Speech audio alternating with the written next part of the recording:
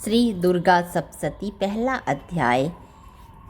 मेधा ऋषि द्वारा राजा सूरत एवं समाधि नामक वैश्य को देवी महात्म्य सुनाना तथा मधुकैटभ वध का वर्णन।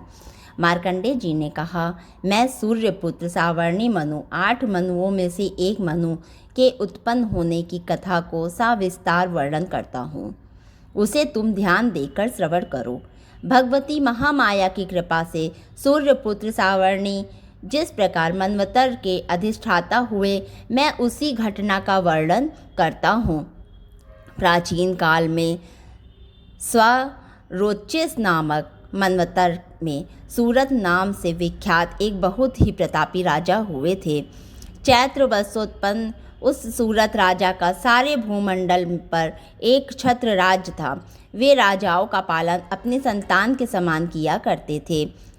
जिस पर भी कोल विध्वंसी नामक क्षत्रिय उनसे द्वेष करने लगे। राजा सूरत की दंड व्यवस्था अत्यंत कठोर थी। अपने विपक्षियों के साथ राजा सूरत ने भीषण संग्राम किया। यद्यपि कोल विध्वंसी क्षत्रियों की संख्या अल्प ही थी, किंतु विजय लाभ उन्हीं लोगों को मिला। विरोधियों द्वारा पराजित होकर राजा सूरत अपनी राजधानी में वापस लौट आए और अपने देश तक ही अपने राज्य की सीमा निर्धारित कर दी।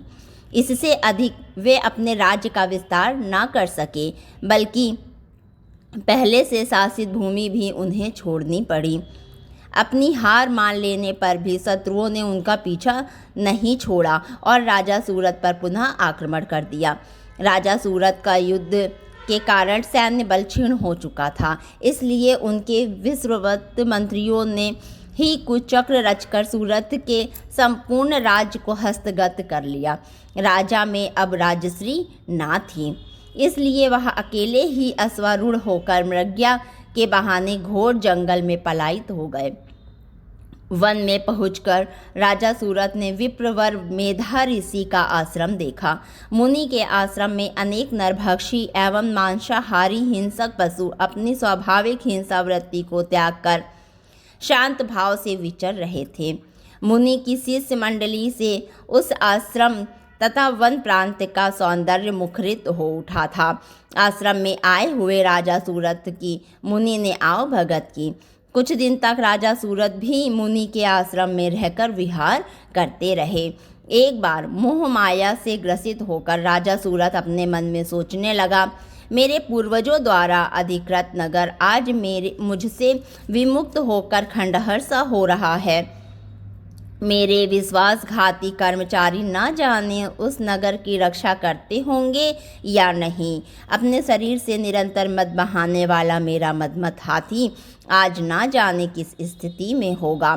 जो लोग मेरी कृपा दृष्टि के आकांक्षी धन और भोजन प्राप्त करने के लिए सदैव तत्पर रहकर मेरा अनुसरण किया करते थे, वे ही लोग अब निश्चय रूप से अन्य राजाओं के मुखापेक्षी होंगे। उन सभी लोगों के द्वारा मेरे धन का दुरुपयोग हो रहा होगा, इसमें कोई संदेह नहीं है। इस प्रकार अनेक कुतर्क राजा के मन में उठ रहे थे। एक दिन मेधा ऋषि के आश्रम के समीप एक वैश्य को देखकर राजा ने उससे पूछा, भाई तुम कौन हो? तुम्हारे यहाँ आने का क्या प्रयोजन है? तुम तो देखने में बहुत ही व्यग्र और अनमने से जान पड़ रहे हो। राजा के इस सहानुभूतिपूर्ण वचन सुनकर उस वैश्य ने राजा को प्रणाम किया और विनत होकर बोला। वैश्य ने राजा से कहा, राजन, मैं संपन्न कुल में उत्पन्न वैश्य जाति का मनुष्य हूँ। मेरा नाम समाधि है। धन लुलुप्त स्त्री पुत्रों ने अपने स्वार्थ साधन के लिए मुझे घर से बाहर निकाल दिया है। इस समय मैं स्त्री पुत्र और धन विहीन हो गया हूँ। मेरे अपने प्रियजनों ने ही मेरे धन का हरण करके मुझे उस धन के लिए अनाधिकारी ठहराया है। इससे क्षुब्ध होकर घर का परित्याग कर वन में चला आया हूँ। इस समय मेरे मन में उन्हीं कुटुंबियों के प्रति चिंता हो रही है। वे सब न जाने इस समय किस परिस्थिति में होंगे। वे लोग घर में सकुशल हैं या नहीं, मुझे इन सब बातों का कोई ज्ञान नहीं है। मैं सोच रहा हूँ कि वे मेरे पुत्र कैसे हैं, उन्हें सज्जन कहा जाए या दुर्जन। वैसे की बात सुनकर राजा ने उससे पूछा, जिन प्रियजनों ने धन लिप्सा के कारण तुम्हें घर से निष्कासित कर दिया है, उस स्वार्थपरायण स्वजनों के ऊपर तुम्हारी इतनी गाढ़ी ममता क्यों है? वैश्य राजा से बोला, आपका यह प्रश्न उचित ही है। मेरा मन उन स्वार्थी कुटुंबियों की ममता छोड़ने को तैयार नहीं है। अब आप ही बताइए, मैं क्या करूं? धन लोलुपता के कारण परिवार के जिन सदस्यों ने मेरी यह दुर्दशा की है, उन लोगों के प्रति मेरे मन में ममतव्य की भावना है। हे महानुभाव, इतना जानते हुए भी ना जाने क्यों मेरे मन में उन स्वार्थी लोगों के प्रति ममता बनी हुई है। इसके रहस्य को जानने की इच्छा रखते हुए भी मैं नहीं समझ पा रहा हूँ। उन लोगों के विरह से कातर होकर मैं आहें भर रहा हूँ, जिसके फलस्वरूप मेरे मन में उथल पुथल मची हुई है। कुटुंबियों का मुझसे कुछ भी लगाव नहीं है, फिर भी मेरा मन उन लोगों के लिए संतप्त है। समझ में नहीं आता कि मैं क्या करूं। मार्कंडेय जी ने कहा, हे ब्राह्मण, इस वार्ता के समाप्ति के बाद ही सूरत और समाधि नामक वैश्य एक साथ ही मेधा मुनि के सम्मुख उपस्थित हुए। मुनि के प्रति सम्मान प्रदर्शन करके वो दोनों वहीं बैठ गए। इसके बाद राजा सूरत और वैश्य में परस्पर कुछ बातचीत होने लगी। राजा ने कहा, भगवान, मैं आपसे एक निवेदन करना चाहता हूँ, कृपया आप उसे बताइए। मेरा मन स्ववश न रहने के कारण बहुत ही क्लेशित है। जिस राजभोग के सुख से मैं वंचित कर दिया गया हूँ, उसी को पुनः हस्तगत करने के लिए मेरे मन में आकांक्षाएं बनी हुई है। हे मुनि श्रेष्ठ, मैं इस बात को जानता हूँ कि अब मेरा राज्य और कोई प्रभुत्व नहीं रह गया है, उस पर किसी अन्य का शासन हो गया है। फिर भी अपनी अज्ञानतावश मैं उसी के मोह में पड़ा हूँ। इन सब बातों में क्या भेद है, मैं कुछ भी समझ नहीं पा रहा हूँ। यह वैसे भी मेरे ही समान अपने पुत्र, स्त्री और सेवकों द्वारा त्यक्त है। ऐसा जानते हुए भी यह वैश्य अभी तक अपने कुटुंबियों के मोह में ग्रस्त है। अतएव हम दोनों का मन इन सब बातों से बहुत ही खिन्न है। मेरा मन अभी भी भ्रमित हो रहा है। हे महाभाग, हम दोनों में जो प्रेम प्रवाहित हो रहा है, वह क्या वस्तु है? हम दोनों में प्रत्यक्षता अज्ञान के लक्षण दृष्टिगत हो रहे हैं। राजा की बात सुनकर ऋषि ने कहा, हे महाभाग, समस्त प्राणियों में विषय मार्ग का ज्ञान विद्यमान रहता है, उसी प्रकार सभी जीवों के विषय भी भिन्न भिन्न होते हैं। उदाहरण स्वरूप कुछ प्राणियों में दिवांधता बनी रहती है, परंतु इसके विपरीत कुछ जीव ऐसे भी होते हैं जिन्हें रक्तांधता होती है। इनके विपरीत कुछ ऐसे जीव भी होते हैं जो दिन रात में समान रूप से देखने में सक्षम होते हैं। यह बात बिल्कुल सत्य है कि समस्त प्राणियों में मनुष्य अधिकतर विवेकशील प्राणी माना जाता है, परंतु विवेकशीलता की यह बात केवल मानव वर्ग में ही नहीं, अपितु पशु पक्षी एवं मृग आदि में भी पाई जाती है। पशु पक्षी और हिरण आदि जीवों के अनुरूप ही मानव बुद्धि भी होती है।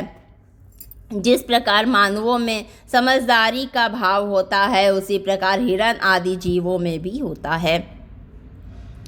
इसके साथ ही अन्य बातों में भी इन दोनों वर्गों में अनेक समानताएं होती है। उदाहरण के रूप में तुम इन पक्षियों को ही ले लो। ये स्वयं भूखे रहकर अपने बच्चों के चंचू में अन्न का कण डालकर उन्हें चुगाते हैं। हे राजन, क्या तुम्हें नहीं मालूम कि ये मनुष्य समझदार होकर भी लोभवश अपने किए हुए उपकार के बदले में उपकृत होने के लिए पुत्र की इच्छा करते हैं? उन सब में समझदारी होते हुए भी वे संसार की स्थिति, जन्म, मृत्यु आदि की परंपरा को बनाए रखने वाले महामाया भगवती के प्रभाव द्वारा मोहरूपी भ्रमर में डाल दिए जाते हैं और उसी में वे जीव अहर्निश डूबते उतराते रहते हैं। अतः इसमें आश्चर्य की बात नहीं है। जगन्नियता विष्णु भगवान की योग निद्रा रूपिणी महामाया द्वारा ही यह सारी सृष्टि आच्छन्न हो रही है। महामाया ज्ञानियों के चित्त को भी बल पूर्वक खींचकर मोह सागर में डालकर मोहग्रस्त कर देती हैं। इस चराचर सृष्टि की कर्मी महामाया ही हैं। जब वे प्रसन्न होती हैं तो मनुष्यों के उद्धार के लिए मुक्ति लाभ का वर देती हैं। वे ही पराविद्या, परा और अपरा ये दो विद्या मानी गई हैं। संसार बंधन और मोहमाया उत्पन्न कारिणी सनातनी देवी हैं तथा समस्त देवों की अधिष्ठात्री हैं। इतना सुनकर राजा ने प्रश्न किया, भगवन, जिन्हें आप महामाया कह रहे हैं वे कौन सी देवी हैं? हे ब्राह्मण, उनका प्रादुर्भाव किस प्रकार हुआ? उनके क्या क्या चरित्र हैं? हे महावेदों में मुनिश्रेष्ठ, उन देवी की कथाओं को मैं आपके मुख से सुनना चाहता हूँ। ऐसा सुनकर ऋषि ने कहा, हे राजन, उन देवी का स्वरूप वास्तव में नित्य और सनातन है। संपूर्ण विश्व उन्हीं का स्वरूप मात्र है और वे ही महामाया देवी चराचर सृष्टि के सभी प्राणियों में परिव्याप्त हैं। उनकी उत्पत्ति के अनेक कारण हैं। वह आख्यान मैं तुम्हें सुनाता हूँ। जब वे अवतरित होती हैं उस समय लोक में उनका अवतरण लेना कहा जाता है। प्रलय काल में जब निखिल ब्रह्मांड महासागर में लय हो रहा था तथा सब जीवों के पालन भगवान विष्णु से सैया पर योग निद्रा विभूत हो रहे थे, उसी समय उनके कानों की मैल से दो भीषण दानवों की उत्पत्ति हुई। वे दोनों बलवान दानव मधु और कैटभ नाम से जगत में अभिहित हुए। जन्म लेने के तत्काल बाद ही वे दोनों दैत्य सृष्टिकर्ता ब्रह्मा जी का वध करने के लिए उद्यत हुए।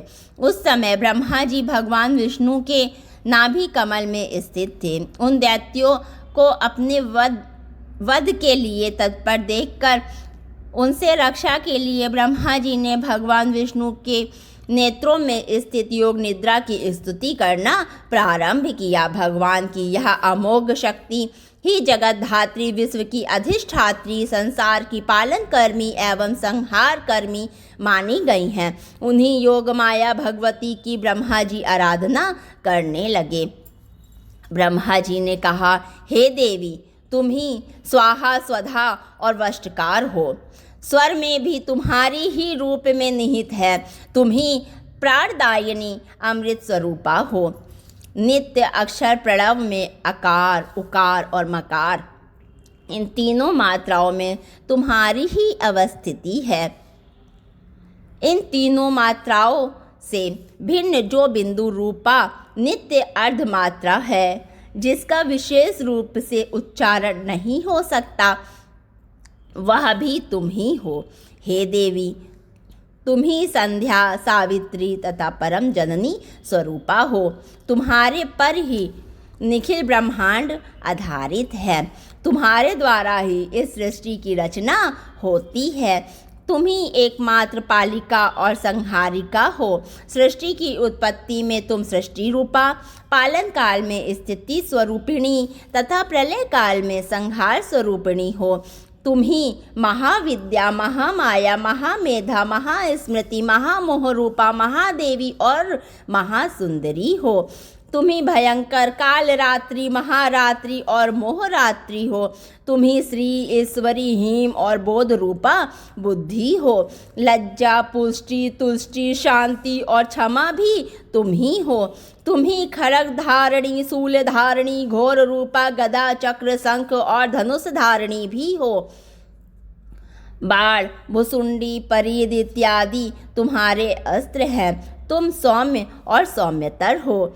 इतना ही नहीं बल्कि सृष्टि में जितनी सौम्य तथा सुंदर वस्तुएं हैं, उन सब से कहीं अधिक तुम्हारा ही सौंदर्य है।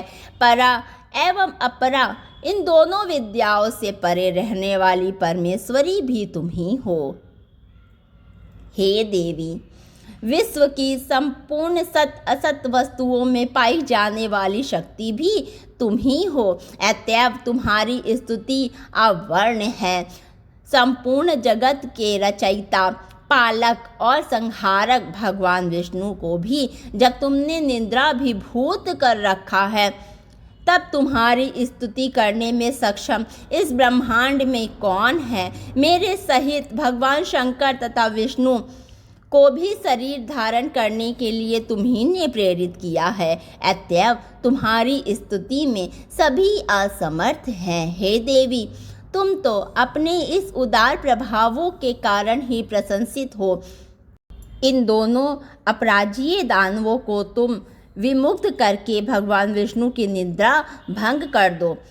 इसके साथ ही साथ भगवान के अंतर्मन में मधु और कैटभ नामक असुरों के वध की प्रेरणा भी उत्पन्न कर दो। ऋषि ने कहा, हे राजन, जिस समय ब्रह्मा जी ने भगवान विष्णु के निद्रा भंग के निमित्त उस तमोगुण की अधिष्ठात्री देवी की स्तुति की, उसी समय वे महामाया भगवान के नेत्र, मुख, नासिका, बाहु, हृदय और वक्ष स्थल से निर्गत होकर अव्यक्त जन्मा ब्रह्मा जी के सामने प्रकट हो गई। योग निद्रा से विमुक्त होकर जगत नियता भगवान जनार्दन उस एकाड़वर्ण के जल में से सैया से जागृत हो उठे। निद्रा रहित होते ही भगवान ने उस दोनों दानवों को देखा। वे दोनों ही दुराचारी दैत्य मधु और कैटभ अत्यंत पराक्रमी और शक्तिशाली थे। उन दोनों की क्रोध युक्त आंखें मानो ब्रह्मा जी को निगल जाना चाहती थी। ऐसी स्थिति में भगवान विष्णु ने उन दोनों महापराक्रमी दानवों के साथ 5000 वर्षों तक निरंतर महायुद्ध किया। वे दोनों ही दैत्य बल के मद में मत्त हो रहे थे। महामाया ने दोनों दैत्यों को अपने प्रभाव से मोहग्रस्त कर दिया था। अत्यर्थ उन दोनों असुरों ने मोहमुग्ध होकर भगवान विष्णु से कहा, हम लोग तुम्हारी वीरता से अत्यंत प्रसन्न हैं। तुम हम लोगों से अपना इच्छित वर मांग लो। दैत्यों की बात सुनकर भगवान बोले, यदि तुम मेरे ऊपर प्रसन्न हो तो मैं यही चाहता हूँ कि तुम लोगों की मृत्यु मेरे हाथों से हो। इसके अतिरिक्त मुझे किसी अन्य वरदान पाने की लालसा नहीं है। तब ऋषि ने कहा, जब उन राक्षसों ने मोहग्रस्त होकर समस्त भूतल को जलपूर्ण समझा, तब भगवान से कहा, मेरा वध किसी सूखे स्थल जल विहीन भूमि में करो। इसके बाद ऋषि बोले, शंख, चक्र, गदा और पद्मधारी भगवान विष्णु ने तथास्तु वैसा ही हो कहकर उन दोनों दैत्यों के मस्तक को अपने जांघों पर रखकर सुदर्शन चक्र द्वारा काट दिया। यह महामाया देवी ब्रह्मा जी की स्तुति से प्रसन्न होकर स्वयं ही उत्पन्न हुई थी। अब मैं इस प्रकार मधु कैटभ वध नामक पहला अध्याय समाप्त।